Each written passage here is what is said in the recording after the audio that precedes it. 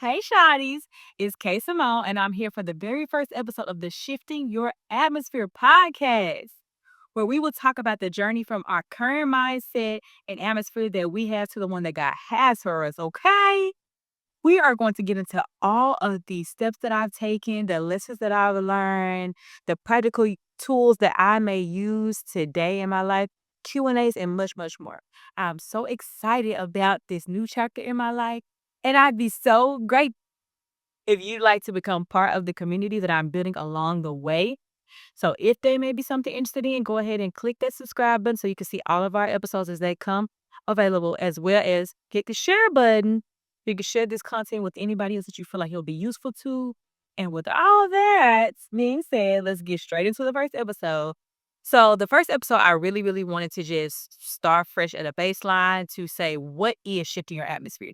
Like, what does it mean? What does it stand for? Why did I choose that name? For anyone who is unfamiliar with me or the brand itself, let's just start at the base. Why did I choose the name Shifting Your Atmosphere, right? The simple answer is because my dad. And if you knew him, then you knew that his favorite quote that he made up, his favorite saying, whether you heard his testimony or you did not, his favorite thing to talk about and to say was, and you can shift the atmosphere in any room you walk into. Message never changed. You can shift the atmosphere in any room you walk into, right? And when he would say this all the time, of course, I'm in middle school. I'm very, very young. I, let's be honest, this is an honest, safe place on this channel. I didn't care as a middle schooler. I didn't really care even as a high schooler. I didn't care all that much about really the things and the foundation that he was trying to teach me at that time. It wasn't until after he passed in 2020 that I actually began to think about this saying that he would say all the time. And it was originally because it was just a little thing that me and my family would talk about because it reminded us of him. However, over time, as I began to constantly think on it and think on it and think on it and get older and grow more in my faith and my personal like gain my personal identity in life and in Christ and start to, give God a yes and lean more into what I felt like my purpose would be, then I really, really honed in on why he was saying that. So what I really got originally was that, he's saying that because your presence brings a certain energy, right? And that's true regardless of if you believe in God, you don't believe in God, you come in with a good attitude, a bad attitude, it does not matter, right? If everybody's jolly, jolly, jolly, jolly, and somebody with a bad attitude come in, it's gonna instantly drain the energy of the room, right? Same thing of if everybody's kind of down, somebody come in joking, high fiving, giving good energy, spreading around joy, love, hugging, it's gonna pick up the energy of the room, right? Okay, stay with me. Begin to think about this over time. I'm like, okay, well, that probably worked for him because, he played music. So he probably set the little mood and the atmosphere for the room because he played music. He was a minister and he would share his testimony all the time. So I'm like, okay, that probably worked for him. That was great. But I don't know why he kept saying it to people. I don't know why he kept saying it to me. And then over time, I began to, you know, just dwell on it some more. Like, this was a process, y'all. Like, I did not instantly get this and get to where I chose his name overnight. But as I began to think on it more, even though I had researched what it meant or like put two and two together of how that worked for his life, I came to the conclusion that I can't even really apply this as an adult because where I am in life right now, if it's true that when I bring my energy to a place, to a room, to an environment, to a group of people, like it's going to have an effect on that room or that environment, baby, I need to stay at the house. I can't go nowhere. I can't shift no atmosphere. Please don't call me to ask me to shift it because where I'm at right now, what they say, hurt people hurt people. I'm gonna bleed on somebody. My attitude is gonna be stank. It's gonna go over there. My depressive attitude is going to come over there, and you're trying to have a good time, and it's not what I'm gonna be giving, right? So I was like, God, I'm glad that you helped me realize something that, was a mystery to me for a lot of years, but what they got to do with me, right? He kept on turning, he kept on turning with me. And over time, I was like, do you know why you uncomfortable with it? It's like, why? Because you're not okay with yourself. You're not okay with where you are in life. You're not okay with your energy. You're not okay with what you would bring to quote unquote shift the atmosphere of a space or an area. That's why you want to stay home because you don't want to do it because you already know where you are is not where you want to be. And if you take the energy somewhere else or you bring that energy down, that's keeping you in the same space, right? So if I'm depressed, I go somewhere that's exciting or people have good energy and I bring my depressive energy. Now I'm sitting in a room full of depression, right? Yeah. So I was like, yeah, God, not going nowhere, not doing nothing. Um, I can't go project out no type of shift of no atmosphere or anything like that. But as he began to continue to work on me, I came to the realization that the atmosphere that I was so focused on outwardly was not the issue, was not the problem. I needed to shift my own atmosphere, my own internal atmosphere, my atmosphere within my home, my atmosphere within my mind. I needed to make a shift for me. And when I came to that realization, that's how we birthed shifting your atmosphere because I did it for me in my life. And now I want to help you do it for your life, whatever that may be.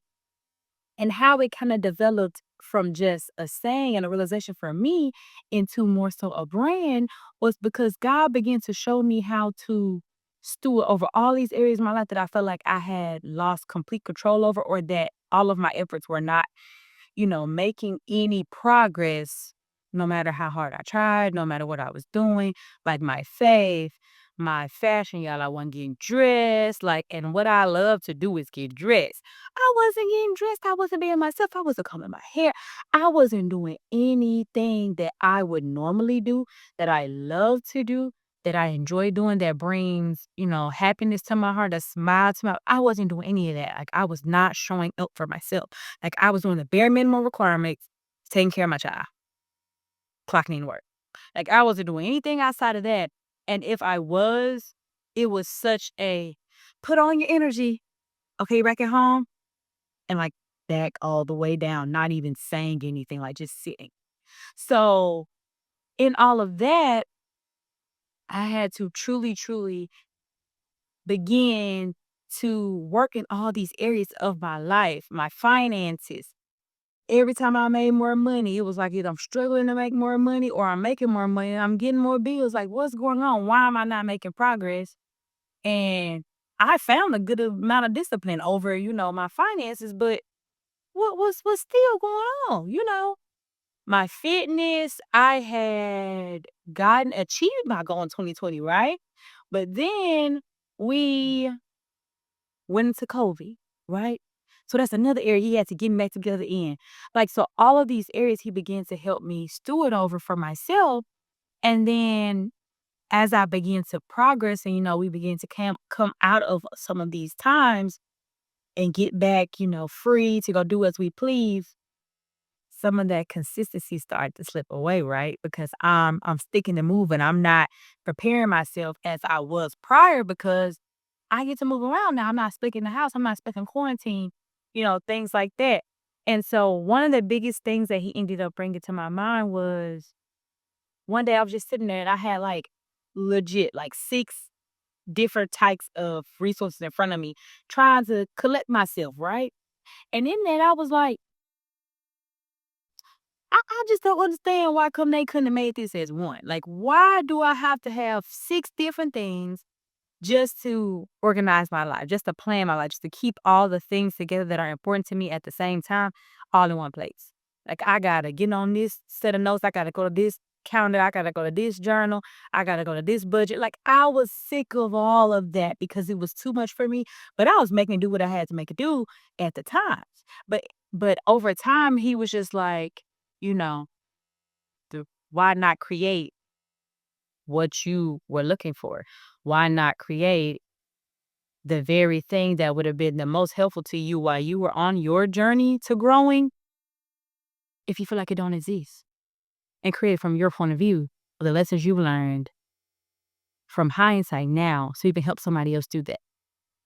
So what did I do? I didn't listen. I did not listen. Like I started a little bit. This was 2020. And I'm just now getting into the release of everything in 2025. So 5 years I sat and there was more growing and there was more learning and there was more things that I needed to be prepared for before I could step out and come and present and share my story and my journey with you guys. But I made it. Thankfully, I made it. And now we have Shifting Your Atmosphere to Brand, where we aspire to help women to shift from the atmosphere that they currently have, that they are unhappy with, that they no longer can handle anymore on their own, and help them through the journey of shifting to the one that God has for them through supporting them in a community as well as providing practical resources and everyday products that you can use with no regular everyday life. Because I'm not going to make it real hard. I'm not going to make it uh, seem as if it's not relatable to you guys because I did it, I still do it, and I want to show you or just even support you through how you can do that for yourself. So now that's what I'm here to also aid through in this podcast. We're going to talk about all types of things, of every single step that I took, every single question you guys may have that you want to go over, all of the different areas of the planner, of the prayer journal, of the different type of merch that I had and the meaning behind those things and what they kind of inspired me to do each day, how morning affirmations changed my life. Like all of these things we're gonna go through in this podcast and we're gonna be locked in like this being because y'all, we're gonna be besties. So if at all this content is helpful to you, if you feel like it will be helpful to someone else and y'all ready to come back for episode 2, like, share, comment if you have any other questions or you would like a link to any of the things to kind of start checking out our products ahead of time before I start to just discuss them here on the podcast, just let me know. And then I'm gonna be back for us to go ahead and talk about a little bit of my personal story, more in depth than what I've shared here today in the next episode. Bye, y'all. And if y'all thought y'all was finna get by without us doing the outfit of the day in these episodes, you're sadly mistaken. You played yourself. It wouldn't be me if we didn't do outfit of the day. So here's today's outfit for episode 1. Be back for episode 2.